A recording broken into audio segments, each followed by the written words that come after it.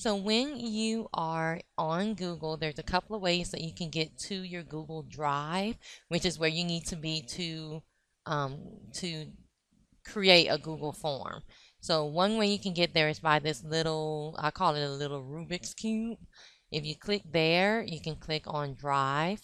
You can also go to drive.google.com.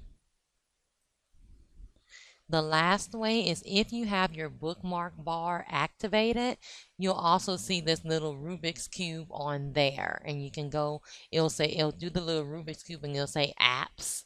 You can click on that and get to your Google Drive.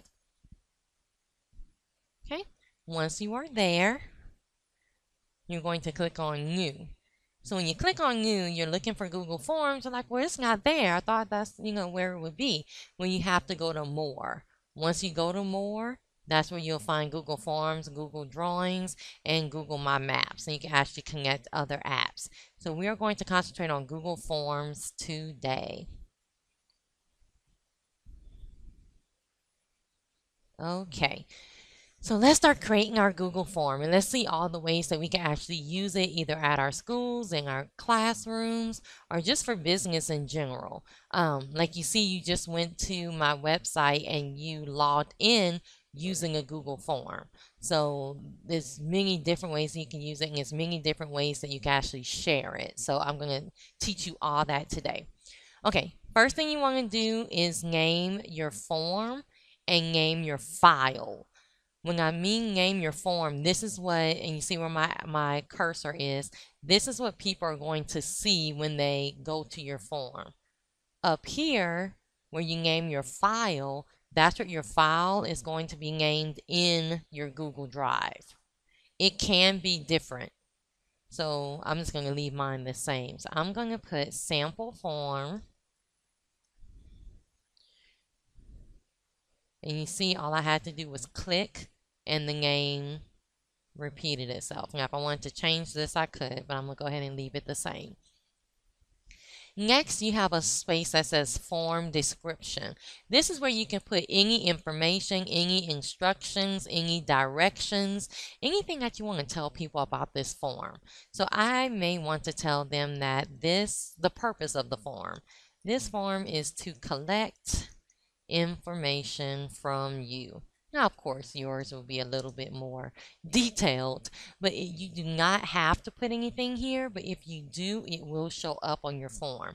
If you leave this blank, for example, you just leave it like this little part that says form description will not show up on your form. So if you leave it blank, that's fine. Nothing will be in that area. But I'm going to go ahead and put something in that area. Okay, let's get started adding some questions to our form. So right here we have an untitled question. So we are going to click there. When you click, the option of what type of question comes up. And then you have your answer options. And I'm going to explain this whole little box to you. So let's go to the first one that is short answer. We just want to go in order. Okay, for a short answer question, that is for people to actually type in their answer, and it should be very short, like first name, last name, or just name itself, address, phone number, email. That's when you're going to use short answer. Paragraph is when you want them to type a longer answer.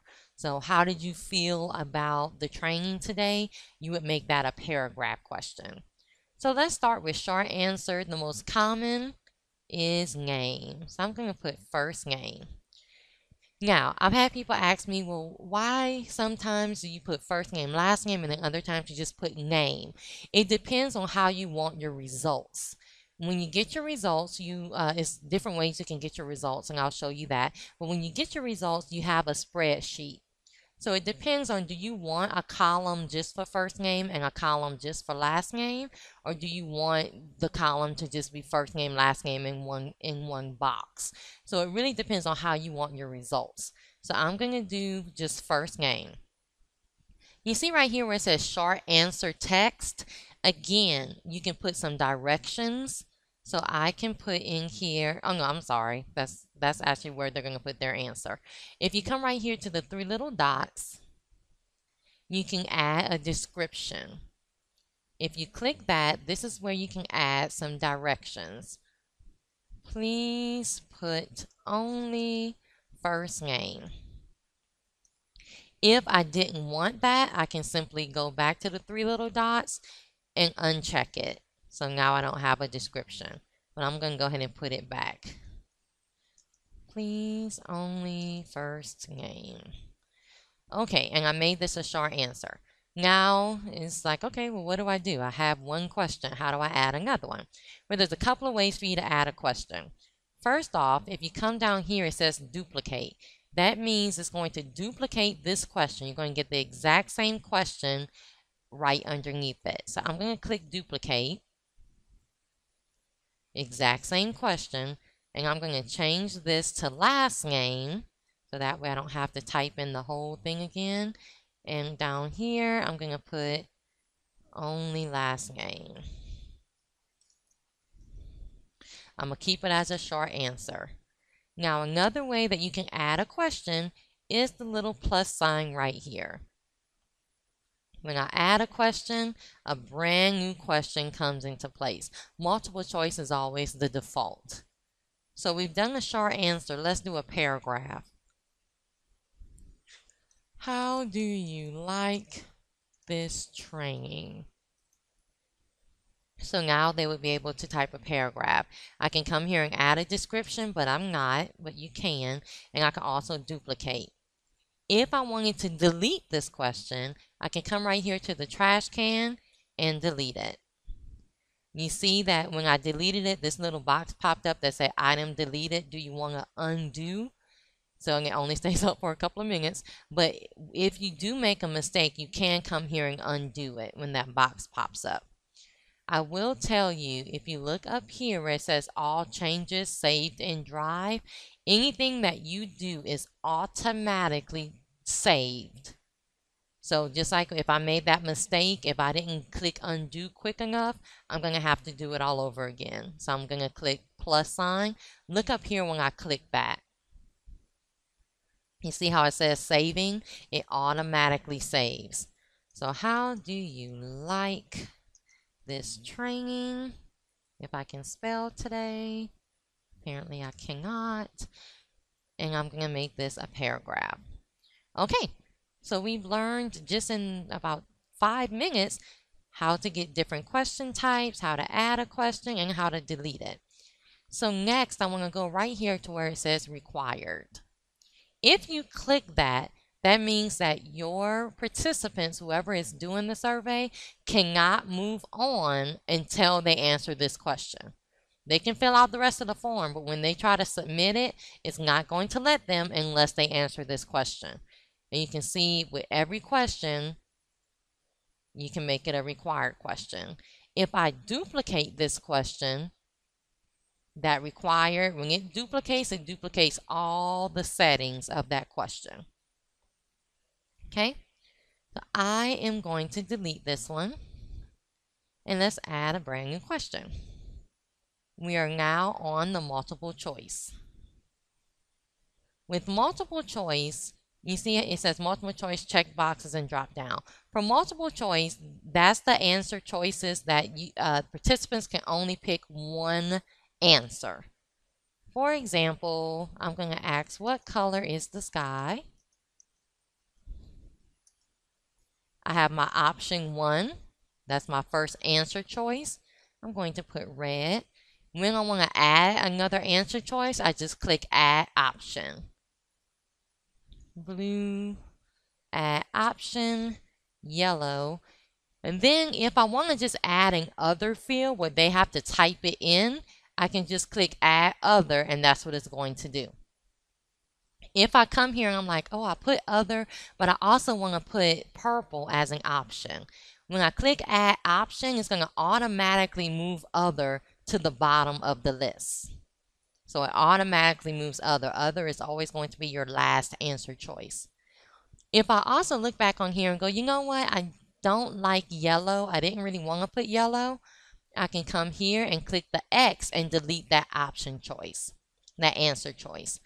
Also, if I look and go, you know what, purple is my favorite color, and I want purple to be the first answer choice, these little lines right here, you see when I go over, you get the little cross sign. I can click it and drag it where I want it to go. So I'll put it as my first answer. If you notice, the 6 little dots look very similar to these 6 little dots. That's because you can do the same thing with your questions. I can come here, click and drag it above any question that I already have in the form. So it's really up to you. You can't really make a mistake by missing a question. You can always drag it to where you want it to be. Okay. Let's add another question. Now, you see what I just did? I added a question and I wanted it to be at the bottom. Why did it go above this question? Because that is where my mouse was. So, for example, if I click right here and I click Add Question, it's going to go right underneath wherever my mouse is. But what can I do? I can just simply drag it down if I want to. Okay. So let's look at another type of question. Check boxes. Okay, well look at this. This looks very similar to this. So what's the point of having 2 different kinds? Well, with multiple choice, you can only pick one, or the people that are doing your survey or whatever you're putting out there can only pick one answer. With a checkbox, they can choose multiple answers. So I'm going to say, what is your top 2 favorite colors? Apparently I'm stuck on colors today. So for option 1, I can put red. I can add an option and put yellow. I cannot spell today. I can add an option and put blue. I can add an option and put purple. And then I can say add other. So now with the check boxes, they can actually choose multiple answers. With multiple choice, they only choose one. Let's look at another type of question. Drop down. For drop down, you would use this if you have a whole bunch of answers and you don't want your form to be really long. So under drop down, I can put, what is your favorite color? And then when I add my options, it's going to be in a drop down box. And we are going to take a look at this and preview our form after this. And I'll just put other. Oh, there is no other because it's drop down. Okay, so red, yellow, okay, that's enough. All right, so when I want to preview, you know, I've done a lot of questions. I want to kind of see how this form is going to look to other people. I can come up here and click on the preview eye. It looks like a little eye. It looks like a little CBS eye. So I'm going to click on that, and now it shows me this is how my form is going to look. If it has an asterisk by it, it's because I put it as required. You see my little directions. You see my multiple choice, I can only pick one. It changes. And with my check boxes, I can choose all of them. Now here's my drop down for that same question. Now you see that it's a drop down menu. So just in case you don't want it to take up all this space on your form, you can make it a drop down and I can answer it that way. Okay. If I want to go back to editing, I can either choose the pencil or I could just go back to the tab. Okay. Let's add a different type of question. Linear scale. What a linear scale does is it gives you a scale from 1 to 10. You can choose it from 1 to 10. I'm just going to leave it at 1 through 5. I can just click 10 so you can see how that will look. and you tell it what does 1 mean and what does 5 mean. For example, I'm going to put that 1 is boring and up to 5 is awesome.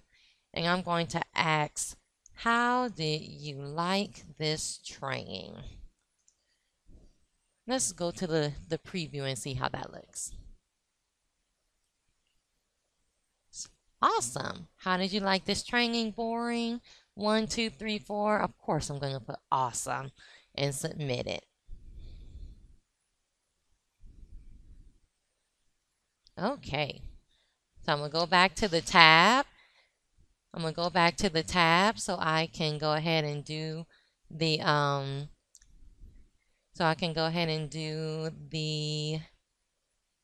another question. Okay, so I have the plus sign.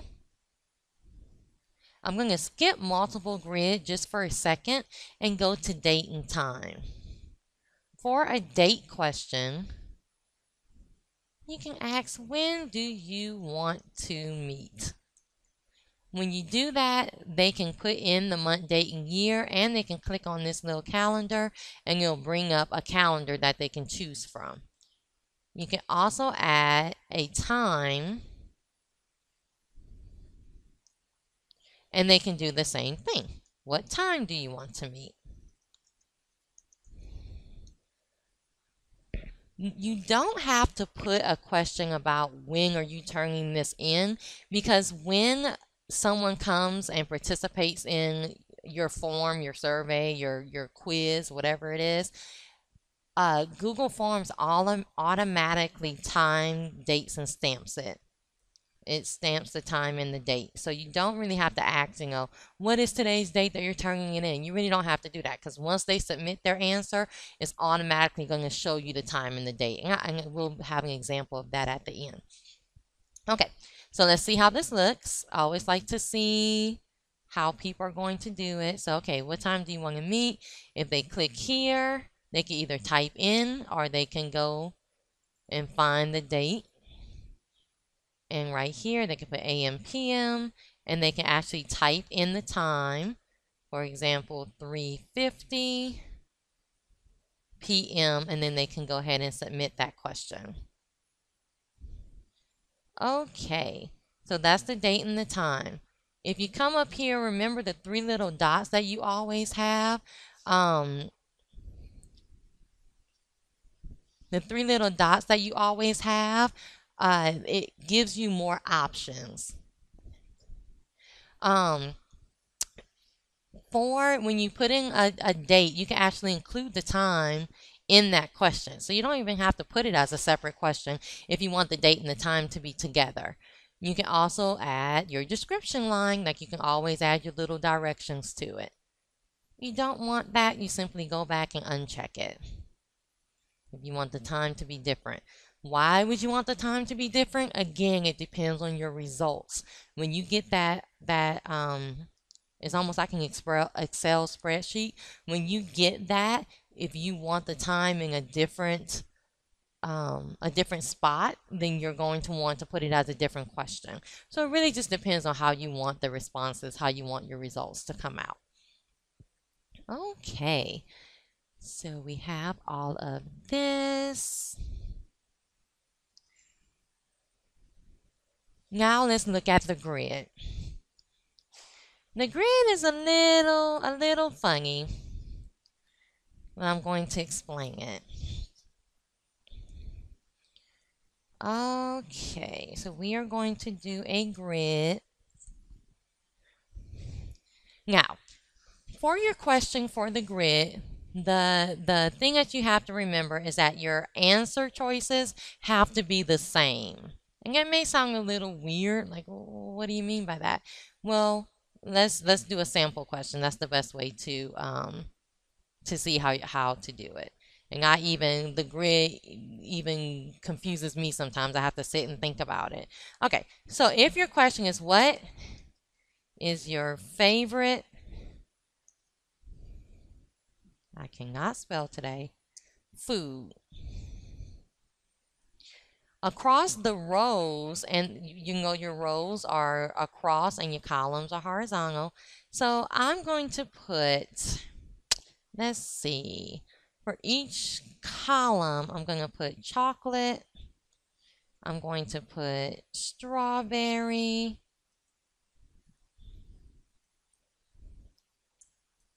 And vanilla. Those are my answer choices.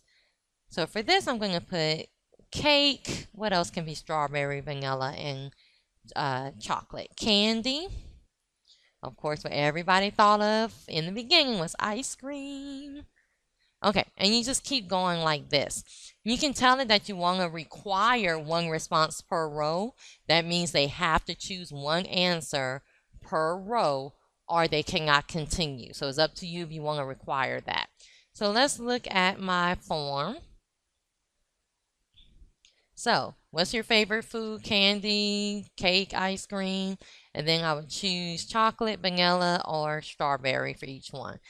You can put chocolate, vanilla, and strawberry on your rows and then put cake, candy, and ice cream on your columns. It's really up to you.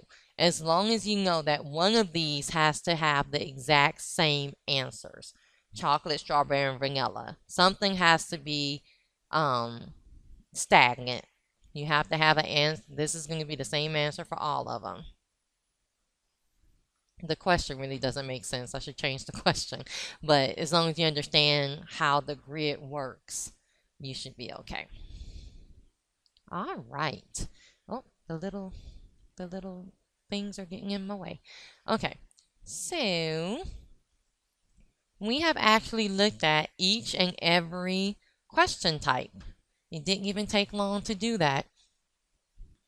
Okay, so now we want to look at some more things that we can add. We've only actually touched this one little plus sign. We have a bunch to go. And we also want to look at making it pretty and how to send it and how to get our responses. Okay, so we have our form. Let's go ahead and use the title and description. What a title and description does is it makes a break in your page. So for example, I'm going to go ahead and put a title and description right here. So I'm going to click this and put title and description. It always goes underneath where your mouse is. Okay, so I'm going to put my title as let's say program description. Program details, because we asked what time you want to meet and what date. So we're going to put program details, and if I wanted to do a little description, but I'm not going to. So I want to see how this looks.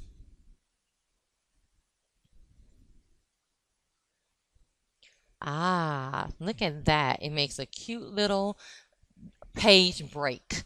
So now I have a title for program details. When I scroll up, I'm doing my little quiz, doing my little survey, and then I know, oh, okay, now I'm getting to the program details. So you can kind of break up a long Google form with your titles.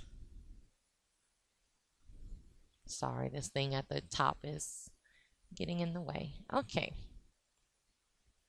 All right, so we have our program details. That's when you can add a title and you can add a description, which your description is always like a directions, so you can add that. Let's go back to the bottom and add an image. When you click adding image, you can either upload your own image, you can take it from your Google Drive, your albums, if you have a URL of an image that you want to do, or you can just do a Google search. So I'm going to search for cat. And I'm just going to take the first one. I'm going to click.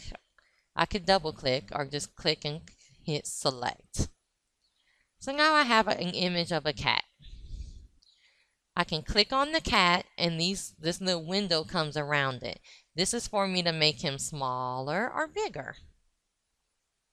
I'm going to make him smaller just because this is a sample. And I'm going to tell it to justify a line in the center. I can put a title on him. Cat. I can duplicate them, delete them, the same little things that we've talked about before.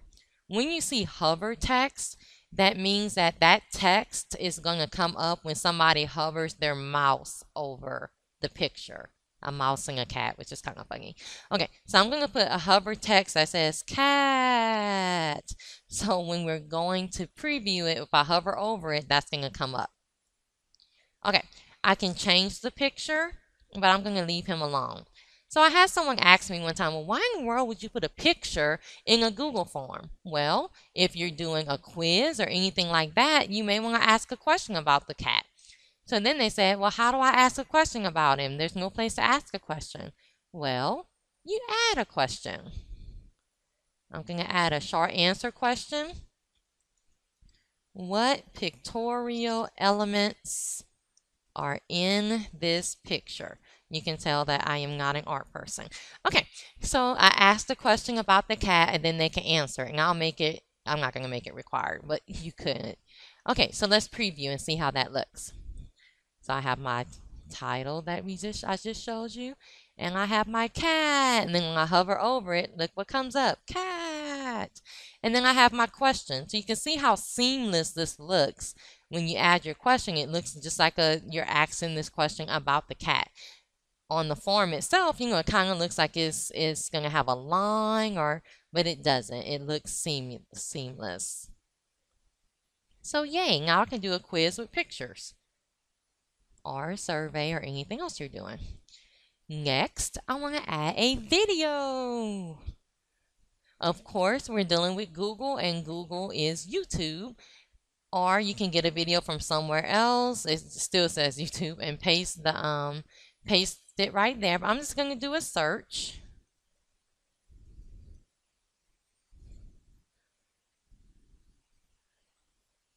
Okay, I don't know. I'm just going to do my YouTube trailer. I can double click. I can also tell it to be singer aligned or singer justified. I can put a title to it. I'm not going to put a title to it so you can see that if you don't type in a field, it will not show up. So I want you to see that. I can put a caption to the video if I wanted to. Again, I'm not going to do that. And let's see how that looks. Okay. Now I have a nice little, I'm going to pause it before it gets too loud. Okay, so now I have a video in my form, and just like I did with the cat, I can just add a question. So I'm just going to duplicate this question and drag it down and change picture to video, and there we go. Now I can't see, unfortunately, I can't see if you guys are asking any questions. I'm thinking my host can see that. So if you are asking any questions, I will definitely answer everything when I stop sharing my screen. Okay, so that's how you can add a video and ask questions about a video. The last thing is to add a section. What that means, I'm going to scroll up a little bit. What that means, and when you add a section, is that your Google form will be cut off and it's going to add a page. It says add section, but it's really adding a page. So I'm going to come right here and click add section. Remember, it's always going to be underneath. So if you want something underneath, you click and then it comes underneath. Okay, so I'm adding a section. Let's see how that looks. So this is my form. You see my little title that we added. Where's my cat? Where's my video? Well, when we added a section, now it adds a page. So I can't click next because remember I have this required. So if I click next, it's going to say, no, you have to answer this. So once I answer it and click next, now I have my next section. And then I can submit. So if you ever wondered, well, I've done forms before, but I don't know how people always have different sections to their form or different pages to their form, this is how. Okay, so we have, and you see untitled section, you can title your section. I'm going to put this is the media section. And so that's what will show up. Okay, so it's only 10:32 and we've gone through a lot, which is awesome. So we're going to have a good time for questions. So we've went through every question type. We've went through all the twos down here. Now let's make it pretty. We dealt with the eye, which is preview, a whole bunch. But now let's make it pretty. So when we come to color palette, is how you can change the color. When you change the color, as for now, is this may change, but when you change the color, it changes this, it changes the question, it changes your titles, it makes it complementary. So if I pick green, it's going to change it. And sometimes it changes the form itself and it makes it a different color. So it just depends. Down here where you see, I call it like a little mountain, you can click that and you can actually choose some of the themes. You have a whole bunch of themes that you can choose from.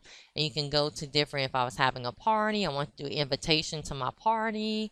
If I was having a sports, look at that, awesome, something dealing with sports. So I'm going to go ahead and click him since I know it's the NBA Finals. I know nothing about it. I'm not going to try to pretend, but I know it's on. So I'm going to click select. Okay, and I have him up here. Now, it's not going to be the moving one. I don't know why it never is, but there it is. Okay, now you see, you may look and go, well, it's kind of short. I wish it was a little bit longer. And you notice when I changed the theme, it changed the color around here too. So if I go to preview, let's see how that looks. It's a little bit taller. So you don't really have to go back here. You see how it's short and it's kind of cutting off the ball, but if you look at this, it's not. So when people actually get it, it's not going to look like that. So let's change it one more time so you can see how the side colors change when you choose a theme.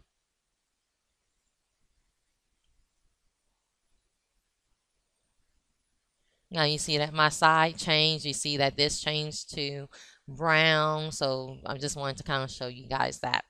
Also, when you go there, you can upload a photo. So if you have a brand or you have a company or just your school and you want to put your school mascot or something like that up there, you can upload a photo or you can go to your albums and get a photo. So you can create your own theme for Google Forms. We'll leave the jelly beans up there. Okay, let's preview our form. We have our jelly beans. Okay, we have our required question. We have our multiple choice. We have everything that we did. We have our title. We have our section, which is going to tell me I have to answer. And we have our picture and our video. We've done a lot. Okie dokie. So we've done the color palette to make it pretty. We've seen the preview. Now let's play with our settings. When you go to settings, sometimes you'll have this question and sometimes you will not. It depends on how you're signed into Google Drive. If you're signed in using your school district, this would be really, really important. If you're signed in using your personal Google Drive, you probably won't see this. So it's going to ask you who can answer this form. It depends on, like I said, if you're in a school district, for example, this is going to be very important because you may want to put anyone instead of anyone in so-and-so school district.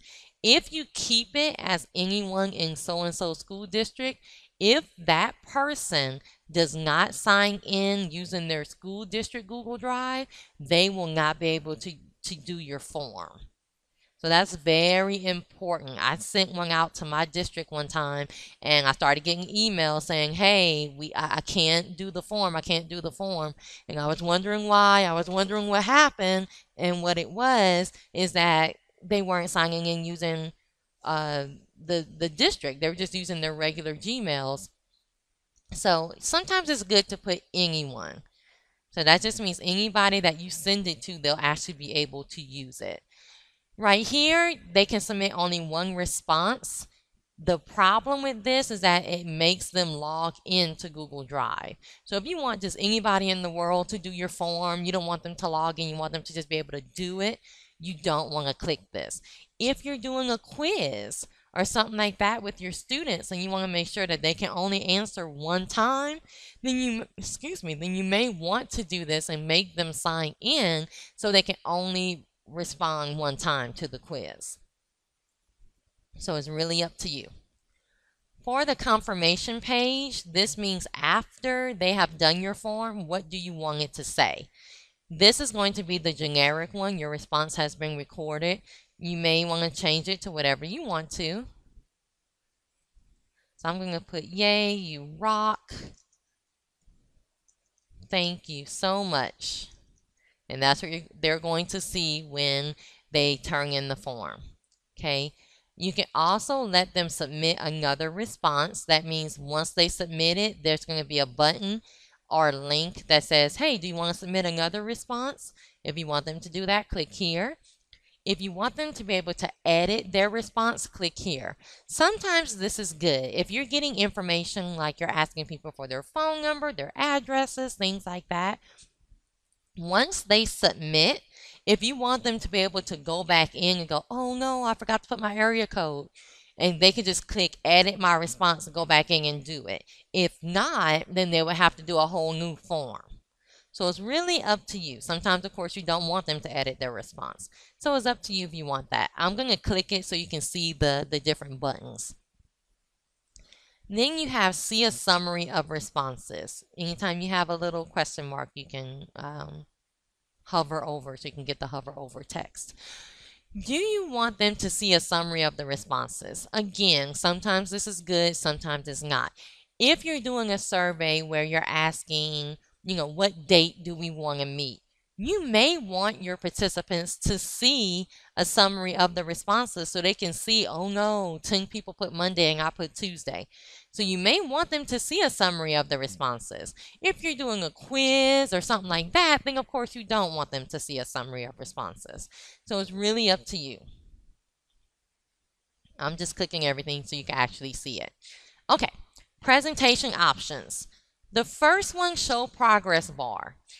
If you have a form that has multiple sections, which means it has multiple pages, I suggest that you do show a progress bar. What that is I know we've done, most of us, even if we haven't created a Google form, we've done Google Forms. So when you have that little bar at the bottom that tells you, hey, you're 20% done, you're 30% done, you're 50% done. That's what the progress bar does. And I'm really good with filling out forms and all that kind of stuff, but I'm going to tell you, once I see a form that has multiple pages and it doesn't tell me the progress, I'm probably not going to do that form right away.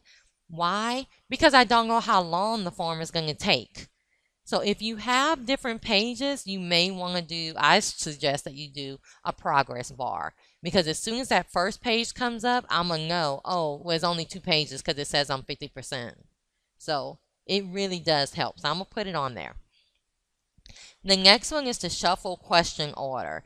I never use this because I don't use it for quizzes and things like that. But if you do, this may be very, very helpful, especially if your students are sitting right on the side of each other. You want to shuffle the question order. So, if I know no student is going to cheat. But if, the eyes wander a little bit, my number one is not going to be the same as your number one. So you may want to shuffle. Once you pick your settings, you can go ahead and click Save. And it will be saved for you. You see up here again, it automatically saves. Okay, so I've done my settings. I'm going to go to my 3 little bars and click More. Now, I don't go through all of this, but I'm just going to show it to you. One is to make a copy of your entire form. Why would you want to do that? Well, if I made this form and then I wanted to do pretty much a very similar form but for another group, I can just make a copy of the form and then just change whatever I want to change. You can also move the form to the trash. You can get a pre-filled link. Let me explain what that is. A pre-filled link is answer questions you want to pre-fill, then hit submit. What this is is if you want to pre-fill in some of the answers before you send it to one certain person, you can do that. For example, and I used to ask, why in the world would anybody want to do this? And then my teachers that teach little people would tell me, well, maybe I want to pre-fill in the first and last name for them so they don't have to do it. And I was like, well, that's kind of smart. So if I wanted to fill in my first and last name and then send it with a pre-filled link,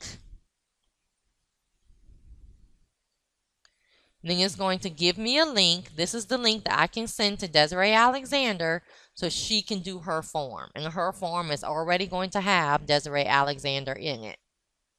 So it's just an option. All right. You can also print. You can add collaborators.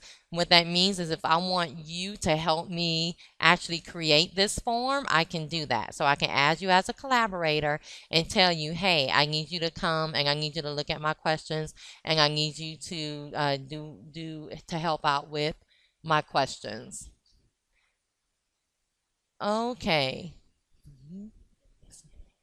Okay, so for the script editor, you really are not going to play with that unless you're doing something with script. And then you have your add-ons, which we're not going to go through. That's a whole different class, but it's different add-ons that you can use to help out with your form. The one that you probably hear a lot about is Flubaroo.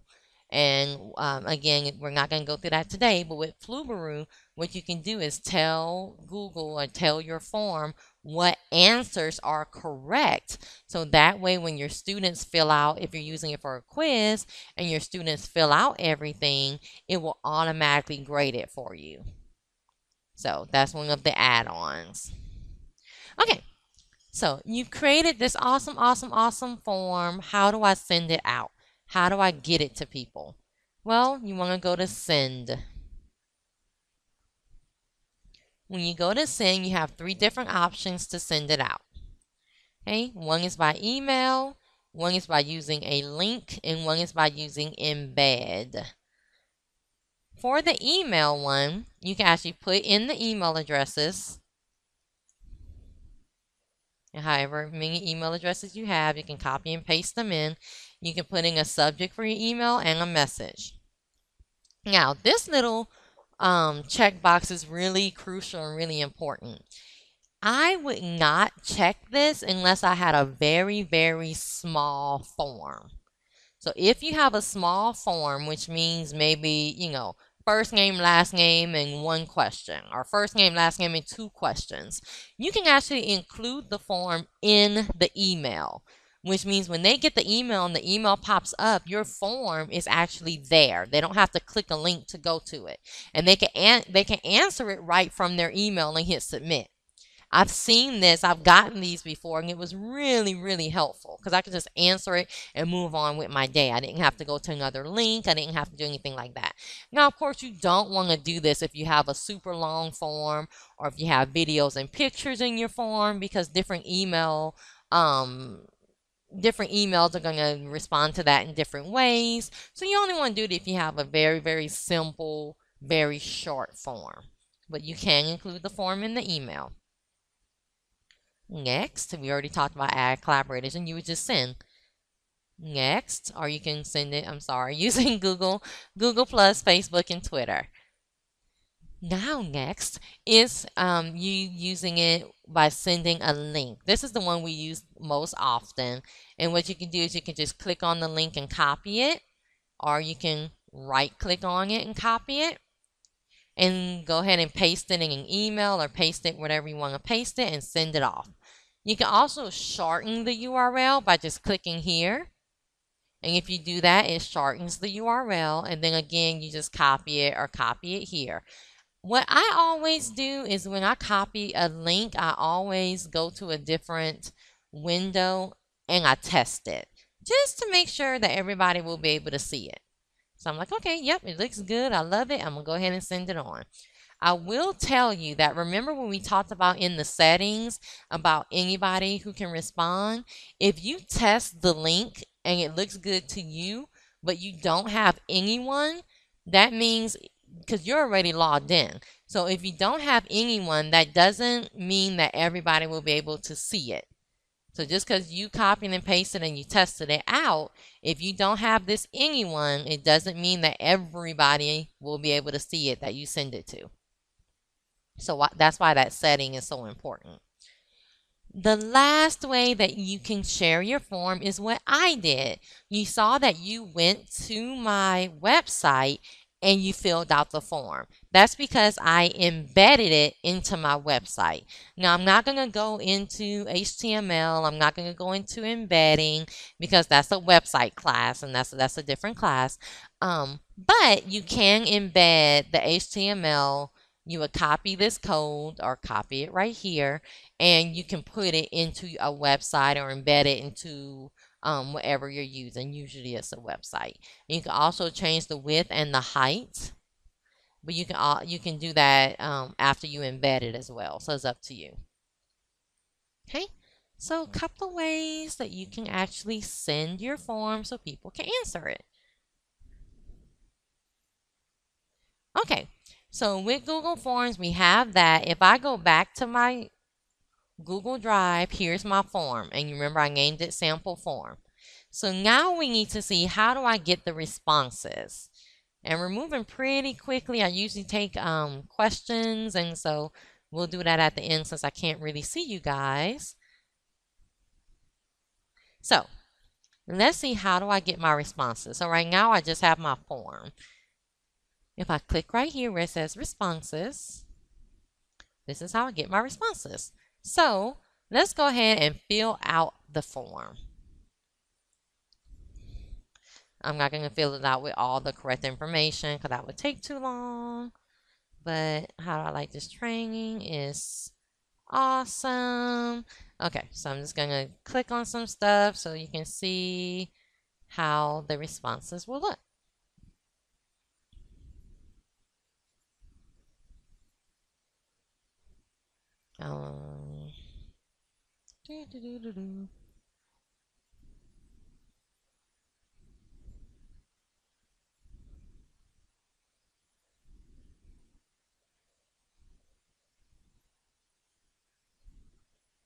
Okay. Okay, so look at how my answers come up. Yay, you rock. Thank you so much. And that's what I have. That's what I put. And then now I have these 3 links that I talked about in the settings. I have see previous responses. Previous responses, edit my response, and submit another response. So if I click here and submit another response, I get another form. Hopefully you'll let me go back to see the, oh, no, okay. Well, that's the, let me just do this so you can see that screen again. Okay, you have edit your response, so I can go back, and this is the only response that I put, so I can actually edit it again. And you have see previous responses. So these are all the people that have responded. So you see why it may be good if you're doing a survey, but it may be bad if you're doing a quiz. Because if I see, oh, everybody answered this one, so that's what I'm going to put. But these are the responses, the previous responses of people that have filled out the form. Okay, so now what we want to do is to see our responses on our side. So if we go to responses, it's giving you a little tutorial. Right now I'm on summary. So this gives me a summary of everybody. It gives me nice little charts and graphs. This is not the way to view your responses if you're looking for, what did Desiree Alexander say? What did Marvin Smith say? This is not the way to do it if you're looking for that. But if you're just looking for, hey, I want to see what everybody's favorite food was, then this is awesome. You'll have a nice little chart for it. You can go to individual responses and you can see what each person actually responded. So this is what Desiree Alexander said. This is her response. You can equate this to a paper response. So it looks like just like if they would have handed you the quiz or handed you the survey as a paper, this is that view. This is what they said, that one person said. And if I go to the second one, this is what the second person said. Remember, I just did this one. Okay, so it gives you the individual responses and you can actually print them out individually. Okay, you can also delete responses. Why would you ever delete responses? Well, if I wanted to use this same quiz again and I don't care about the responses that I've already gotten, I've already recorded them, I've already printed them out, whatever, you can go ahead and delete responses. Right here where it says accepting responses, you leave this turned on until you don't want to accept them anymore. So for example, if you have a survey and you said to do it by, May 2nd and now it's May 3rd, I can click this and now it's not going to accept the responses. And this is what it's going to say when people go to that link. This form is no longer accepting responses, or I can say, too bad, you are too late. I wouldn't say that for real, but you get the point. Okay, and if you want to start accepting responses again, you simply click it. You have some options. You always have different kinds of settings. You can get an email notification for every time somebody turns in a response. You can click where you want your responses to, you can choose, where you want your responses to go. You can print all the responses. You can download them as a SCB, or you can delete all responses, which I have done in the past. Now, you're probably sitting there going, well, you know what? I've used Google Forms before, and I know I always got a spreadsheet. Or you may be saying, well, somebody said you can get a spreadsheet. But you can still get a spreadsheet. All you have to do is come right here to create spreadsheet. You click it. It asks you, what do you want your spreadsheet to be called? That's going to be in your Google Drive. So in your Google Drive, what do you want it to be called? I usually leave it as the title of my form with responses. I usually just leave it like that. Or you can select a spreadsheet that you may already have in your Google Drive to add the responses to, which is really cool. So if you had a quiz or a test or even a survey and you wanted the responses to be added to your other survey spreadsheet, you can do that. I'm just going to create a new one because I don't have anything. I'm going to click create. Yay! Now I have my spreadsheet. So this is, I spelled my name wrong. I really cannot spell today. So this is an awesome way for you to tell, okay, well, what exactly did Desiree Alexander say? It's also a great way to get that information that you need to get from your parents, from your students. What's your phone number, all that demographic information. And when you get it, it's automatically on a spreadsheet. You don't have to take that big pile of forms and type it all in anymore. It's already here. So that's the awesome thing. So I have my my responses, and you can also share just the responses with other people. So if you wanted, you didn't want them to actually have access to your form. You didn't want them to change your questions and things like that. But you did want them to get the results, so you wouldn't have to download and email it to everybody or share it. Or create a new form and share it. You can just share it straight from here. Just click share and you can put in the people's names or share it any way that you share anything else with Google Drive. So now if I go back to my drive, I have my sample form and I have my responses. And I know this is not a Google Drive class. I'm trying not to teach Google Drive, but you can also change your view. So if you wanted it as a list view or as a grid view. Okay, I'm going to go away because then I'll start teaching you Google Drive. Okay, so that's how you get your responses using your Google Forms. You can always go back to your questions. You can always modify it. Nothing is ever permanent in Google Forms except for your responses. And of course, you can still delete them. And if you have that spreadsheet, you can actually modify them. So if somebody calls you and says, hey, I did the form, but I put my name, I misspelled my name, you can just go in and change it. And then your form is correct. So that's the great thing, that you can pretty much edit anything. So that is how you do Google Forms. I wanted to make sure we had enough time for our sign-in, make sure we had enough time for the evaluation, and for all the questions that you may have. So that's why we put it at 2 hours.